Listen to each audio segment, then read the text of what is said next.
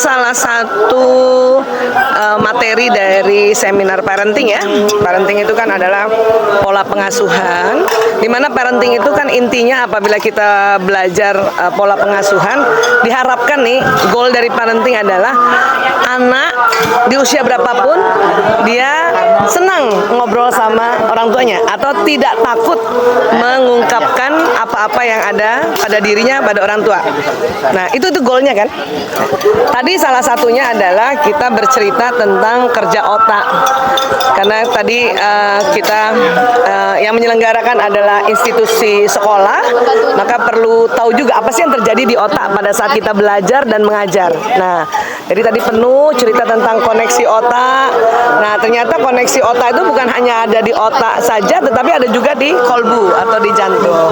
Nah, diantaranya sebetulnya penemuan di Institute of Harmat tahun 98 itu dikatakan bahwa jantung manusia sudah ada sambungan Al-Qur'annya. Nah, sekolah yang memfasilitasi untuk bisa mengaji dan mengkaji itu sesungguhnya bukan hanya untuk mengisi otak, tetapi justru sambungan Al-Quran yang sudah ada di jantung, di kolbu semakin kuat, semakin kuat, semakin kuat. Itulah makanya berbagai cara metodologi sekolah dan orang tua untuk mencari pendekatan-pendekatan agar bisa anak-anak dengan senang hati gitu ya, atau dengan happy baca Quran gitu. Bukan hanya baca tapi mengkajinya gitu kan. Ya, makanya berbagai macam cara kan kita dibikinkan misalnya pelajaran biologi itu kan juga baca Quran. Ya, pelajaran biologi. Iya. Jadi kauniyah sama kauliyahnya nyatu ya. Belajar geografi, tadabbur alam dengan settingan pesantren kayak gini. Kita ngaji bisa sambil lihat langit. Ya, bisa lihat air. Ya, bisa lihat buah-buahan, kembang-kembang gitu ya. Buku keren banget ya. Aku baru lihat aja. Dorong anak untuk berpikir. Betul. Jadi kan ada proses komunikasi. Iya, iya. Dan mikir baca ayat apa kata kuncinya ya? Iya, iya. Semua orang ngomong. Betul. Kenapa kata kuncinya? Iya. Karena kata kunci itu penting dia untuk mengikat tadi sambungan nih orang. Benar sekali. Ya. Makanya tadi yang saya jelaskan karena tadi kita banyak pendidik, kemudian orang tua yang anandanya ada di pesantren Alam Sayang Ibu ini, maka saya tekankan bahwa sudah tepat orang tua untuk memasukkan anak di sebuah sekolah yang isinya sebetulnya mengaji dan mengkaji dengan berbagai macam metodologi. Ya, macam aktivitas. Juga memperhatikan fitrah. Fitrah laki-laki, fitrah perempuan, fitrah bakat, fitrah watak. Sehingga apabila itu terkait fitrah-fitrah bakat watak dengan tuntunan, Masya Allah, mau dilepas anak itu di mana jadi Insya Allah. Jadi dan dia takut ya menjadi anak yang beriman, berislam dan berihsan. Di mana-mana dia walaupun nggak ada ibunya, nggak ada ayahnya, dia tahu ada Allah gitu kan, itu goalnya ya supaya anak berihsan gitu Insya Allah.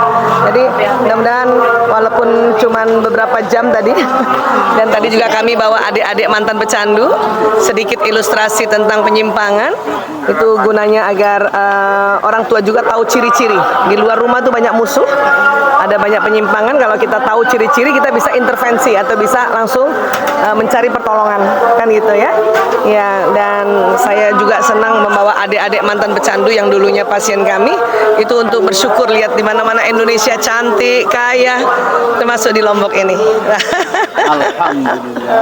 Ya. Trennya masyarakat sekarang orang tua membawa anaknya ke madrasah sendiri. Nah, kalau ke madrasah, pendidikan madrasah, nah, pesantren. Nah, ya. Kalau dokter lihat emang trennya atau memang sudah itu sebetulnya itu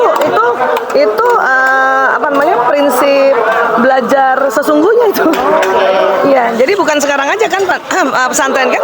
Justru abah saya kakek-kakek itu dulu ya.